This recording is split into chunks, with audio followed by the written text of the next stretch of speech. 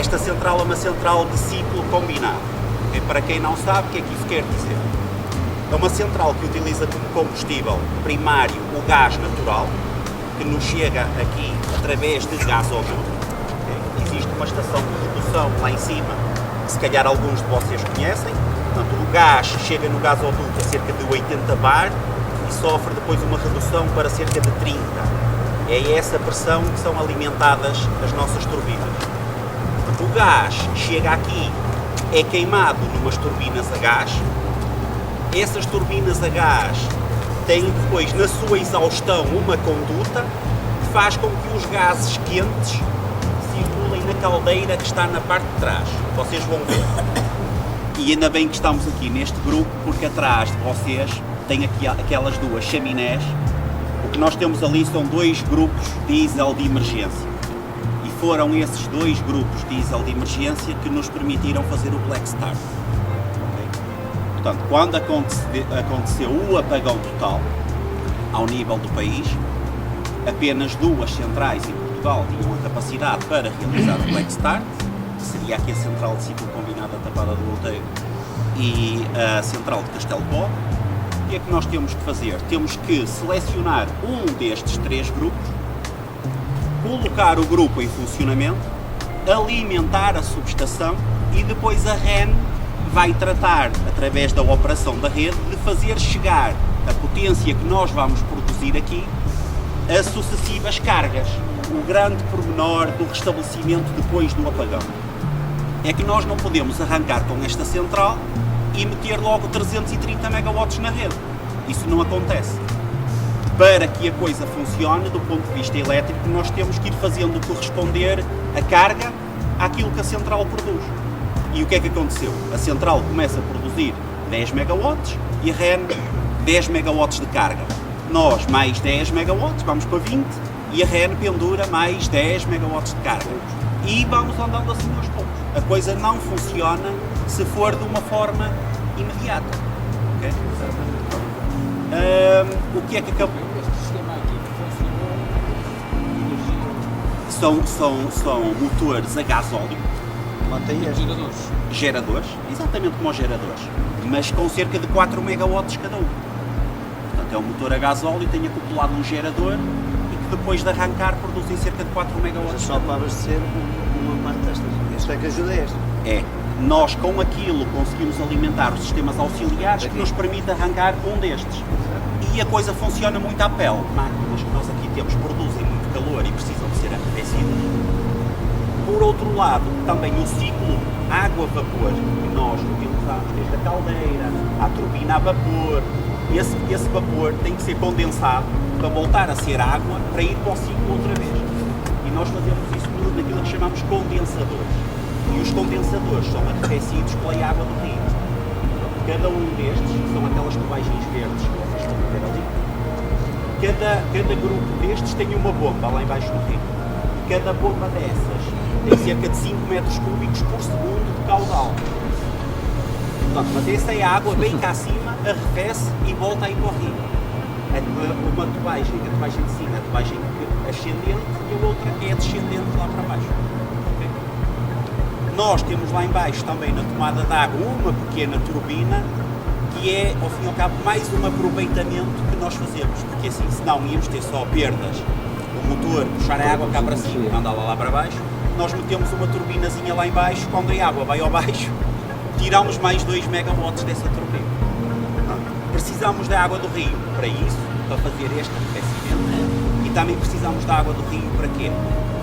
Nós pegamos nessa água, purificámos-la, fazemos água desmineralizada, que é produzida neste edifício que está aqui atrás, e essa sim é a água que anda dentro dos tubos da caldeira e que vai para a turbina. Tem que ser água ultra pura. Se assim não fosse, íamos ter problemas graves de corrosão, quer na turbina, quer nas tubagens da caldeira.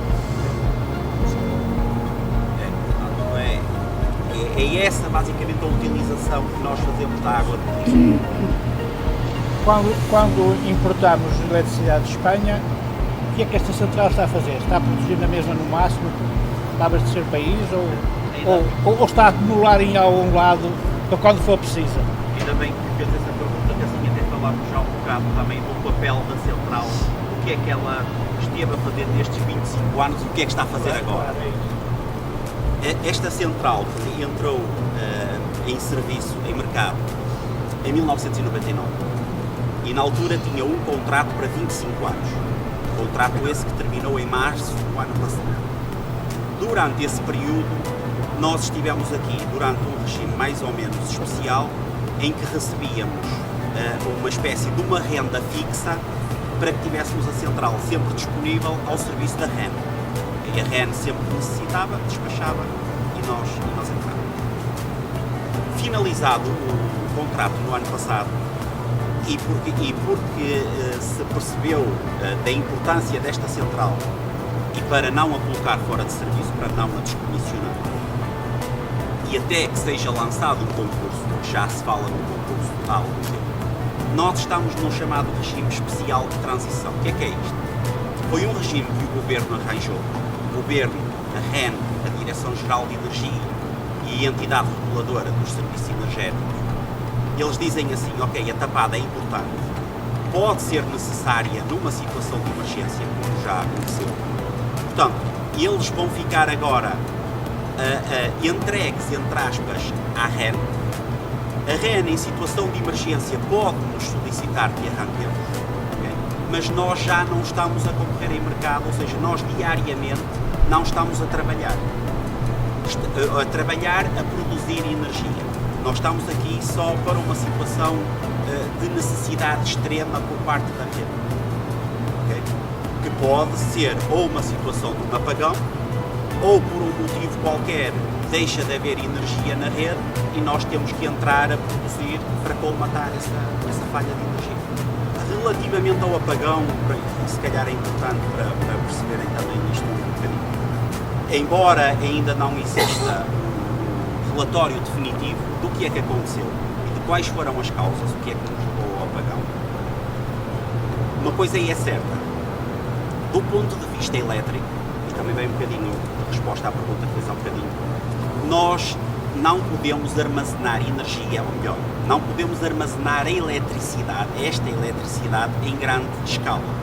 Nós normalmente armazenamos a eletricidade de outra forma, ou química nas pilhas, ou sob energia potencial, que é enchendo as barragens, mas a eletricidade tem a particularidade, e a rede elétrica, a geração tem que ser a todo momento igual ao consumo. Porque se assim não for, há desequilíbrios na rede, e esses desequilíbrios na rede vão fazer disparar as proteções. O que é que aconteceu no caso do apagão? Se houver uma determinada produção 10 e o consumo for 10, está tudo em equilíbrio. Se a produção, que é aquilo que se suspeita que tenha acontecido, de um momento para o outro, cair repentinamente, vamos passar a ter só 2 ou 3 de produção e vamos ter na mesma os 10 de consumo. Na rede vai haver variações muito grandes de frequência. E a frequência é o aspecto mais importante da rede, que é os 50 Hz que nós conhecemos. A frequência tem que andar sempre ali. Se variar muito, as proteções vão disparar. E depois funciona tudo em catadupa. Começam as primeiras, mas o restante vai tudo por arrasto. E foi isso que nos levou ao apagão total que nós conhecemos na segunda-feira da Universidade. Há reporte de que em Espanha houve um decréscimo muito grande. Nós na altura estávamos a importar muito de Espanha. Em Espanha houve um decréscimo muito grande da produção solar fotovoltaica. Não se sabe bem qual foi a razão. Mas aí está, voltamos àquilo que eu estava a falar há um bocadinho. Se for uma parte substancial da produção que desapareça de um momento para o outro, a rede vai ficar desequilibrada. E ao ficar desequilibrada, as proteções vão começar a disparar para proteger a própria rede e as máquinas dos consumidores. Pronto. E foi isso que nos levou àquele... Nós assistimos a comentadores ditos especialistas, alguns eram tão especialistas como eu, mas alguns disseram que seriam precisos mais 2 ou 3 centrais como esta, como a de carregada. A de carregada é carvão, não é? Não, a de carregada agora também é gás, como esta. Também é gás. Ela é até ligeiramente mais recente que esta, as turbinas são uma versão mais recente, mas não tem a capacidade de Black Start. A capacidade de Black Start é-nos dada por alguma coisa, como estes geradores, que nos permitem, sem energia nenhuma da rede, ir arrancando aos poucos com as coisas. As outras centrais não têm essa possibilidade. Faltam-lhes sistemas deste tipo. Aquilo que o Governo veio agora anunciar foi que, efetivamente, consideram necessário que haja pelo menos mais duas. Quais são as vantagens? É o processo depois de religação ser mais rápido. Vocês, para terem uma ideia, portanto, nós arrancamos, Castelo de Bode arrancou, e à medida que fomos acrescentando mais cargas e aumentando a rede, nós conseguimos criar uma ilha aqui na Zona Norte. Esta central alimentou a subestação de Recarei, Recarei começou a alimentar algumas centrais hídricas espalhadas por aqui fora, e a ir metendo algumas cargas no Grande Porto, aos hospitais, aquelas zonas mais críticas, e lá em baixo, na zona de Castelo de Bode, fez-se exatamente a mesma coisa. À medida que a rede foi crescendo, nós fomos ligando mais grupos geradores e mais consumidores, sempre ali com aquele trabalho de manter as coisas mais ou menos equilibradas, chegou ao ponto em que nós tivemos capacidade para nos voltarmos a interligar com a Espanha. O que é facto é o seguinte: nós todos beneficiamos das interligações. Neste sentido, de estarmos ligados à Espanha, por exemplo, porquê? Em duas questões. Por um lado, do ponto de vista da segurança da rede. Está provado que a rede, quanto maior for e quanto mais interligada estiver, melhor consegue resistir a fenómenos transitórios. Ou seja, dá-lhe mais inércia, mais robustez.